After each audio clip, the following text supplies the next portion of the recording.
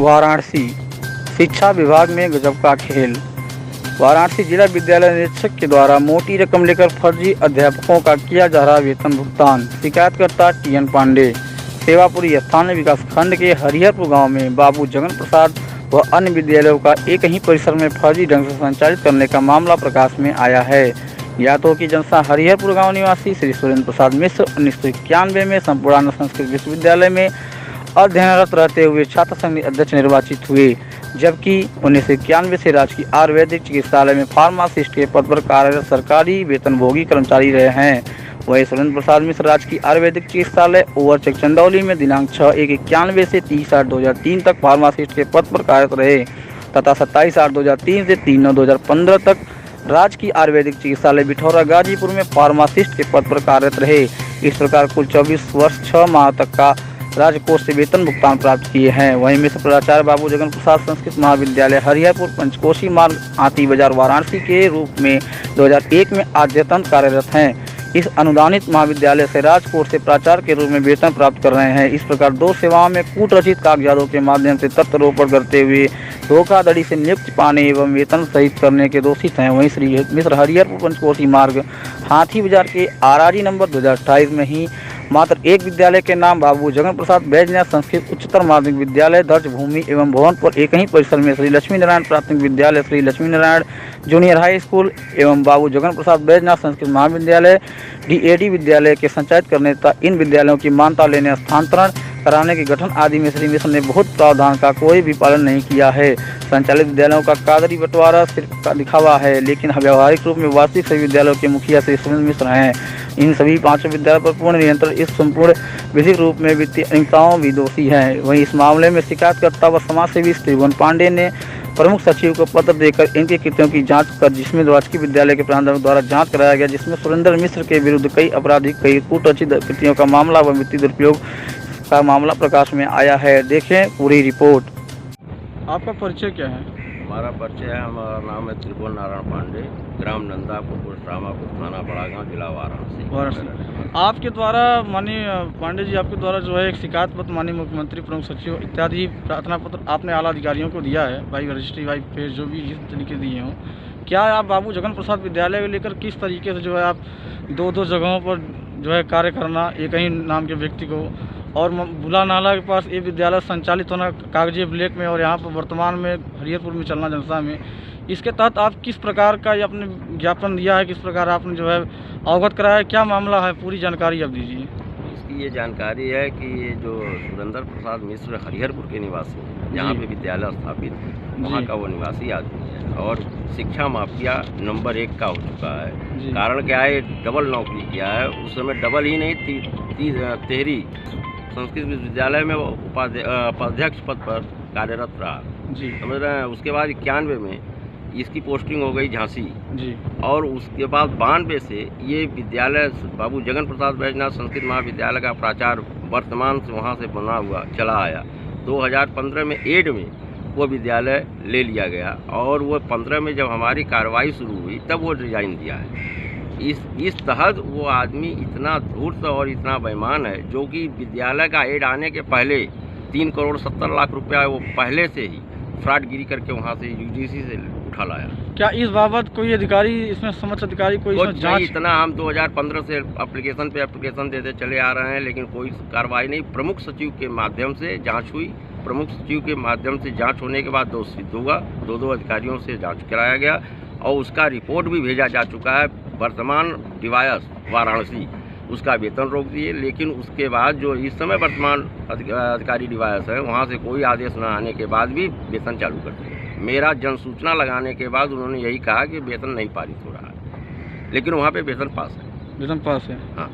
और आपके द्वारा एक इसमें उल्लेख किया गया है कि बाबू जगन प्रसाद विद्यालय प्रांगण में 5 विद्यालय चल रही है। हाँ, वहाँ पे क्या मामला? बाबू जगन प्रसाद प्रांगण में एक ही विद्यालय नहीं, 5 लक्ष्मी नारायण प्राथमिक विद्यालय, Lakshmi Narayan junior high school, उसके बाद उसमें बाबू जगन प्रसाद माध्यमिक, बाबू जगन प्रसाद महाविद्यालय और एक बीटीसी समकक्ष LED वहाँ पे कोर्स चलाया जा रहा है। जिनके ऊपर आप आरोप लगाए हैं, जिनको आरोपित आपने सिद्ध किया है, इसमें जांचकर्ता ने सिद्ध किया है, क्या वह कितने जगह इस पदस्थ है, कितने जगह ड्यूटी कर चुके हैं अपना? ये कम से कम 3 स्थानों पे काम कर चुके हैं। किस किस पद पे इन्होंने वेतन लिया है?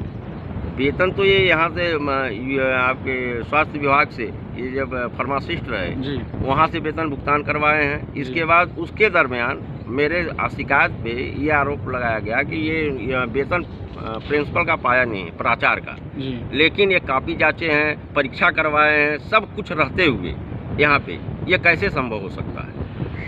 इस समय माननीय मुख्यमंत्री उत्तर प्रदेश शासन को आपने श्री विजय प्रकाश सिंह, जिला विद्यालय निरीक्षक वाराणसी एवं संतोष कुमार, वित्त लेखाधिकारी कार्यालय जिला वाराणसी निकास वाराणसी द्वारा भ्रष्ट तरीके से अर्जित अंक की संपदा की स्वस्थ एजेंसी जांच कराने की आपने बात कहा है। इसलिए मैंने कहा है कि ये इतनी अच्छी और मोटी रकम ले लेकर जो 2015 में एड आया हुआ रुका रहा, उसको 2020 में ये चालू किया है और अच्छी मोटी रकम लेकर पेमेंट कराया जा रहा है। और एक ही विद्यालय का नहीं, ख वर्गीय विद्यालय का पेमेंट क वर्गीय विद्यालय में दिया जा रहा है, क वर्गीय विद्यालय का पेमेंट ख वर्गीय में दिया जा रहा है।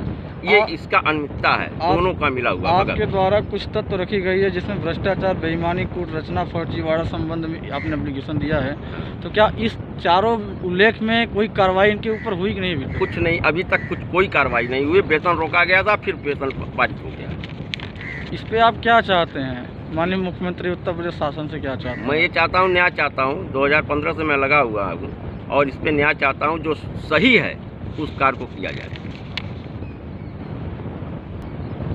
पांडे जी, आप ये बताइए कि आप इस बाबत आपने कितने जगहों पर एप्लीकेशन दिया, किन किन अधिकारियों के वहाँ? मैं प्रमुख सचिव, शिक्षा निदेशक, मुख्यमंत्री, प्राइम मिनिस्टर, प्रधानमंत्री, मैं कोई ऐसा स्थान नहीं है जहाँ पे मैं कार्रवाई नहीं किया। लेकिन वहाँ से जो कुछ मुख्यमंत्री के यहाँ से 2-2 आदेश आया, लेकिन उस आदेश को भी धत्ता बताते हुए कोई उस पर कार्रवाई नहीं की। आप क्या इस पे किसको आरोपी समझ रहे हैं? किस लिए ये इस तरह से आपके प्रार्थना पत्रों पर हो रही है?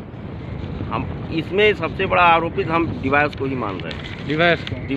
डिवाइस और लेखा की मिलीभगत से ऐसा कार्रवाई किया जा रहा है। इसके पहले रहने वाले डिवाइस के समय वेतन पास नहीं हुआ था, लेकिन जब से ये आए हुए हैं तब से ये एकदम टोटल संलिप्त हैं।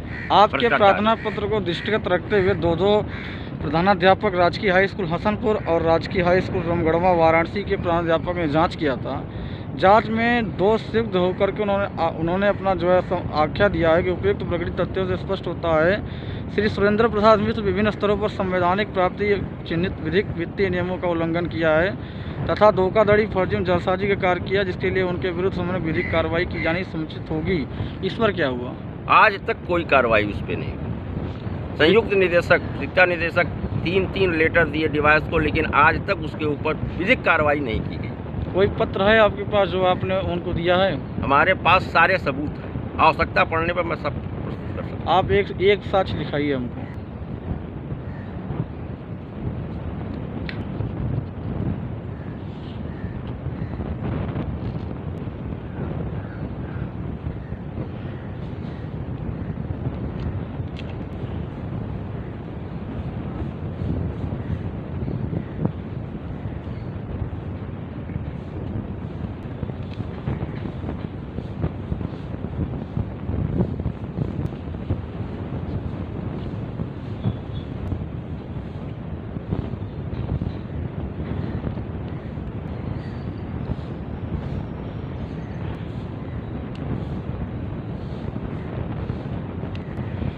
इतनी आपने अभिलेख जो है जांच के लिए आपने प्रस्तुत किया, इसके बाद भी कोई कार्रवाई माननीय प्रधानमंत्री के संसदीय क्षेत्र में नहीं हुई। इससे क्या आप साबित कर सकते हैं जो है आप जांच कराने के लिए इतना प्रार्थना पत्र दे चुके हैं? इस तरह की माननीय प्रधानमंत्री के संसदीय क्षेत्र में जहां एक तरफ भय मुक्त भारत, भ्रष्टाचार मुक्त भारत का माननीय प्रधानमंत्री जी सपना है, तो क्या आपको लग रहा है कि सपना उनका पूरा हो सकता है?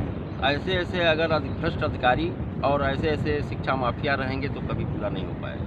माननीय प्रधानमंत्री जी की हमारा अनुरोध है। माननीय प्रधानमंत्री जी के इस अभियान से आप उनके तक आप अपना क्या ध्यान आकृष्ट कराना चाहते हैं? जो हम ध्यान यही आकृष्ट कराना चाहते हैं कि एक अगर सच के लिए एक आदमी इतना जब परेशान होगा तो ये सच्चाई कहाँ से, भ्रष्टाचार कहाँ से बंद हो पाएगा? जब कोई अधिकारी सुनने को तैयार ही नहीं है तो माननीय प्रधानमंत्री जी से हमारा अनुरोध निवेदन है कि इस प्रकरण को देखें